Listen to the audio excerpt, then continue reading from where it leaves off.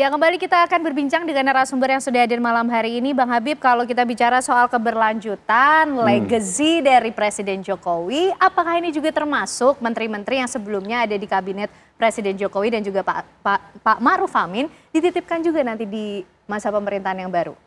Ya mungkin saja, tapi bahasanya dalam praktiknya itu bukan titipan. Jadi titipan itu kan ada sikap yang aktif dari presiden terdahulu kepada penerusnya, oh ini harus dipakai, ini coba dipasang di kementerian ini.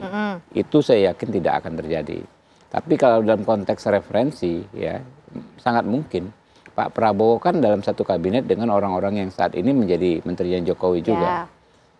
Dalam berinteraksi kan Pak Prabowo tahu ya kan kinerja dan karakter masing-masing, bisa menilai sendiri gitu kan. Oh ini cocok nih kalau ikut saya, oh ini cocok. Nah itu saya pikir sangat mungkin terjadi ya.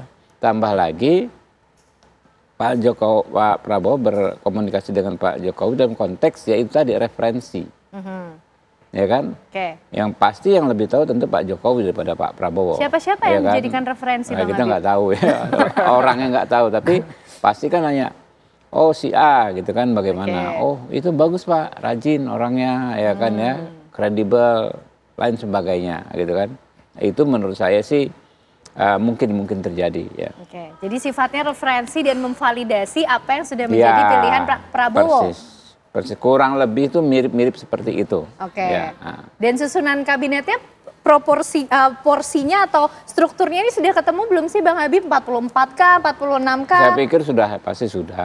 Ya, tapi yang tahu cuma Pak Prabowo saat ini. Kalau toh saya tahu, saya dilarang untuk menyampaikan gitu.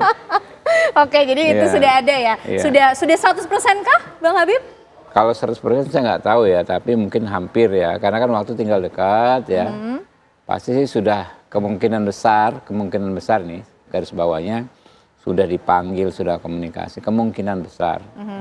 Ini sebagaimana praktek periode-periode sebelumnya seperti itu. Soalnya kan katanya sudah ada tahap fit and proper test sendiri yang dilangsungkan oleh Pak Prabowo dan juga tim. Tidak seperti fit and proper test di DPR mungkin kan ya, tapi ada bentuk komunikasi. Saya menduga seperti itu.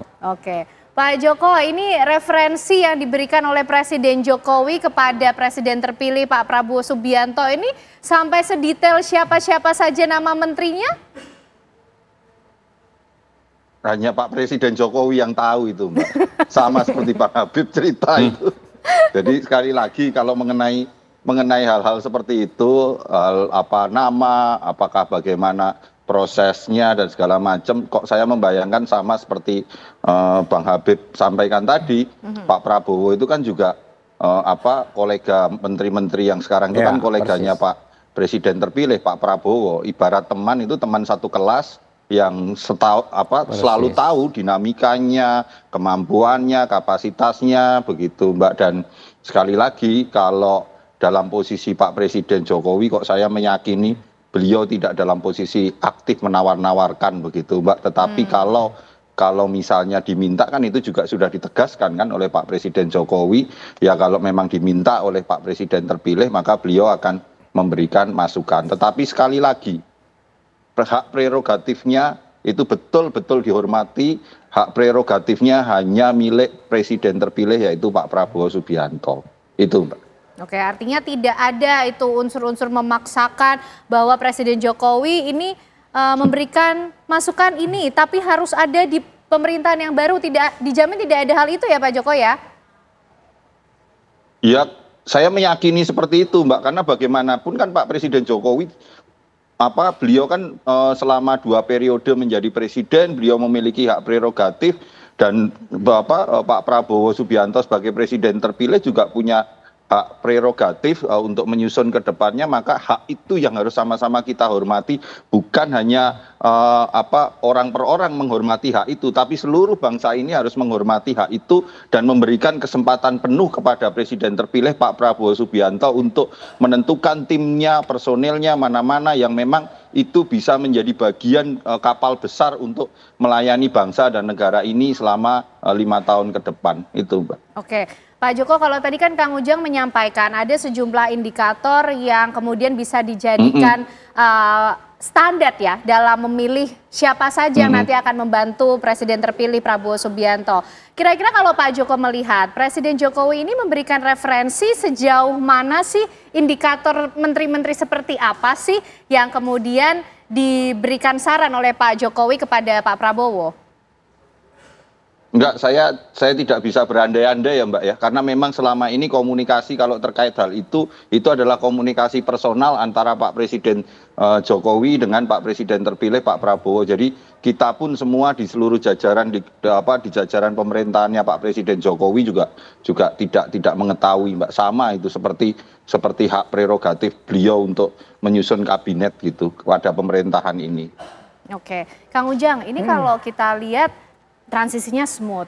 Apakah betul-betul memang senada dan seirama banget nih Pak Jokowi dan juga Pak Prabowo? Atau ada nilai-nilai lain yang ingin juga diangkat oleh seorang Prabowo Subianto, Presiden terpilih kita, dalam nanti memilih siapa-siapa saja yang akan membantunya? Ya, kita jaga pertama soal transisi pemerintahan. Kita jaga lah, jangan sampai kondisi global yang semakin sulit, perang terjadi di mana-mana di Timur Tengah. Ini kan berefek juga kepada kita. Oleh karena itu kita jaga nih pemerintahan sehingga Pak Prabowo 20 Oktober dilantik itu agar semuanya berjalan dengan mulus. Ini komitmen kebangsaan bersama seluruh rakyat Indonesia, kita jaga lah.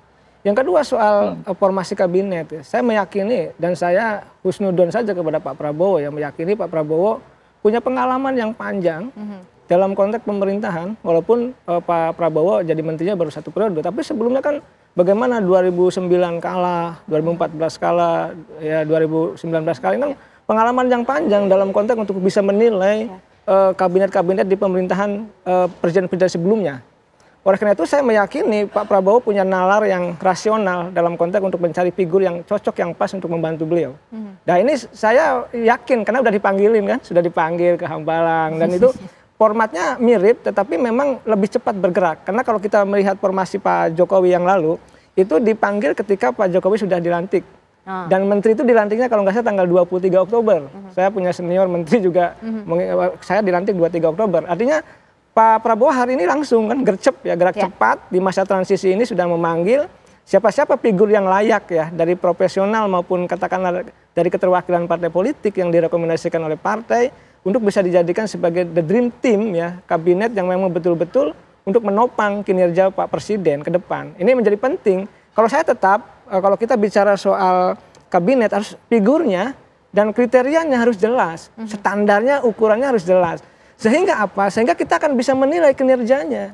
Kalau misalkan kementerian, menteri katakanlah menteri perumahan rakyat, diisi oleh orang-orang tidak kompeten kan menjadi persoalan. Ini kan menjadi pertanyaan publik. Oleh karena itu Pak Prabowo tidak akan gambling ya, tidak akan beradu nasib dalam konteks itu. Pasti akan berbicara rasional dalam menata komposisi kabinetnya itu nanti. Saya yakin, saya punya husnudon, punya optimisme dalam konteks pembangunan di bawah Pak Prabowo 5 tahun ke depan. Dalam konteks fondasinya adalah mencari figur yang tepat untuk mengisi formasi kabinet Pak Prabowo. Oke, itulah keseriusan Presiden terpilih Prabowo Subianto untuk memilih figur-figur siapa saja yang akan masuk dalam susunan kabinet pemerintahan yang baru, dan apakah akan diumumkan langsung usai pelantikan Presiden terpilih kita Prabowo Subianto dan juga Gibran Raka Buming Raka, atau +1 hari setelahnya? Nanti akan dijawab pemirsa saat lagi.